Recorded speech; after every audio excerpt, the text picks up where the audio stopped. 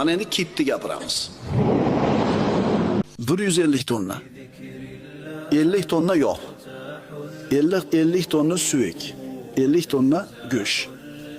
Shu kit o'zini bolasini kunda 3 marta emizar ekan, har emizganda 300 litrdan sut berar ekan. Bir kunda 1 tonna, salkam 1 tonna sut ishlab chiqaradi. Bu kit bir ovqat yeganda 4 tonna ovqat yer ekan, birodar. Uni rizqini yetkazar ekan, Allohning qudratiga qoyil qolaylik. Unaqa kitdan nechta? Ha? Unaqa kitdan nechta? Siz bilan bizga o'sha odamlar nechta?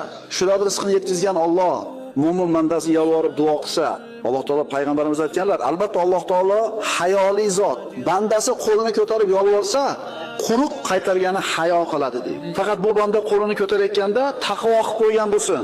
Alloh aytganda yashab qo'ygan bo'lsin. Astagfirullah. Fanada fi zulumati an la ilaha illa anta subhanaka inni kuntu minadh zolimin.